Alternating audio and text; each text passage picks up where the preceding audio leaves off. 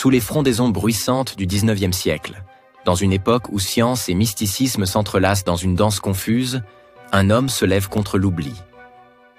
Allan Kardec. Né Hippolyte Léon Denisard Rivail, il semble au départ n'être qu'un simple pédagogue. L'ombre et la lumière d'Allan Kardec.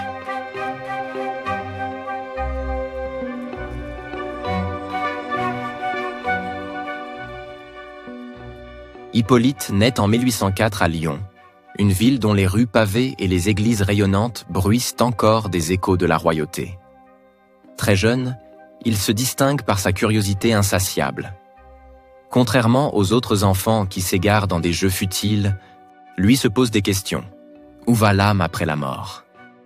Ses parents, encore très jeunes et très épris l'un de l'autre, bien que perplexes, l'encouragent à poursuivre ses études. Envoyé en Suisse à l'âge de 10 ans, il intègre l'institution de Johann Heinrich Pestalozzi, un éducateur révolutionnaire ami de Rousseau qui prône une approche humaniste. Il ne fait pas de distinction entre filles et garçons et affirme que bientôt, la différence n'existera plus dans la société moderne des Lumières. Sous l'aile de cet homme visionnaire, le jeune Hippolyte forge sa vision de la vie. L'éducation n'est pas seulement un moyen de transmettre des connaissances, mais un outil pour élever l'âme, pense-t-il. Son professeur est fier de son élève, sûrement l'un des meilleurs qu'il ait connu. Parfois, les questions du jeune Hippolyte sont si pertinentes qu'elles mettent en difficulté ce brillant enseignant. Notre jeune étudiant a maintenant 18 ans et est sans conteste le plus brillant élève de cet institut. Ses études seront couronnées d'un diplôme de philosophie, entre autres, et l'appel de son pays deviendra criant, car il n'a pas revu ses parents depuis 3 ans. De retour en France, il se plonge dans l'écriture et la pédagogie. Il publie des manuels scolaires, enseigne les langues et les sciences. Mais sous la surface, une autre soif le consume.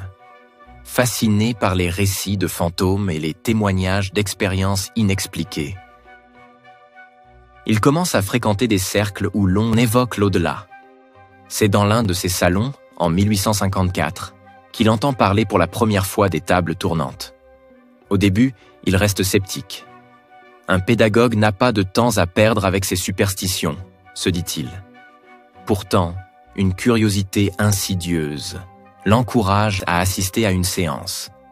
Et là, sous ses yeux ébahis, les tables bougent, comme mues par une force invisible. Mais Hippolyte ne se contente pas de croire. Si ce phénomène est réel, il doit obéir à des lois, pense-t-il en prenant des notes. C'est en 1857 qu'il publiera Le Livre des Esprits, une compilation de réponses obtenues par le biais de médiums. Il ne signe pas son ouvrage de son nom de naissance, mais adopte un pseudonyme qui semble tout droit sortir d'un conte celtique, et cela sera celui d'Allan Kardec. Il raconte avoir été un druide dans une vie antérieure, un homme de sagesse qui communiquait déjà avec les forces invisibles. Rapidement, Kardec devint une figure publique controversée. Certains l'adoraient, le voyant comme un pionnier d'une nouvelle spiritualité, quand d'autres le méprisaient, le traitant de charlatan ou d'illuminé. Mais lui resta impassible, porté par une conviction profonde. Il ne cherchait pas la gloire, mais la vérité. 20 ans plus tard, Allan Kardec a maintenant les 50 ans passés, il est à l'aise financièrement et habite un petit hôtel particulier. Il crée une banque dite de change, qui a pour but de faciliter les transactions commerciales et de créer ainsi de nouvelles possibilités pour le commerce et l'industrie. Pourtant, qui était vraiment Allan Kardec? Dans l'intimité, il était un homme d'une grande simplicité. Son épouse, Amélie Boudet, était son roc, celle qui partageait ses doutes et ses espoirs. Cependant, elle était de 15 ans sa cadette, et était d'une élégance folle, et lui servait d'ambassadrice dans les salons mondains de la capitale. Le soir, dans leur demeure parisienne, ils débattaient des mystères de l'âme, entourés de piles de manuscrits et de bougies vacillantes. Mais Kardec n'était pas un prophète détaché des réalités humaines. Il souffrait des moqueries, doutait parfois de lui-même, et ressentait la solitude propre à ceux qui se battent pour des idées nouvelles.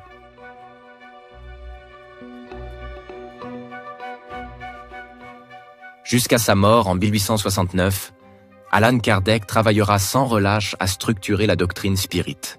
Il ne prétendait pas tout savoir, mais offrait un cadre pour explorer l'inconnu.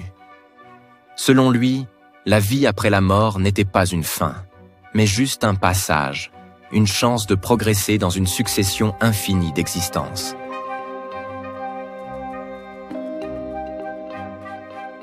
Lorsque sa dépouille fut transportée au cimetière du Père-Lachaise, une foule se pressa pour lui rendre hommage. Sur sa tombe, une inscription résume sa philosophie. Naître, mourir, renaître encore et progresser sans cesse, telle est la loi. Mais peut-être qu'au-delà des hommages, Kardec souriait dans l'ombre. Car pour lui, la mort n'était pas une fin, mais rien qu'un nouveau départ. Voici donc un pas de plus dans cette quête infinie de lumière et de vérité. Beaucoup de livres et des documentaires sont sortis à son sujet, ainsi que de nombreux débats sont encore organisés en mentionnant son nom et ses théories. Une chose est sûre, c'est que le thème de l'après-vie est une récurrence de toutes les civilisations antiques d'un lointain passé. Pouvons-nous envisager numériquement dans un futur proche à conserver l'essence d'une vie, ses connaissances, ses émotions et ses souvenirs pour la postérité? Nul ne sait.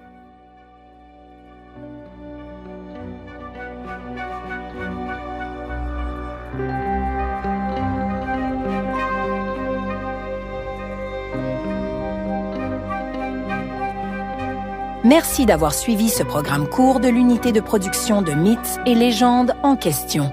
Abonnez-vous pour suivre nos séries fiction, nos documentaires et nos podcasts. À très vite sur nos réseaux. L'ombre et la lumière d'Allan Kardec.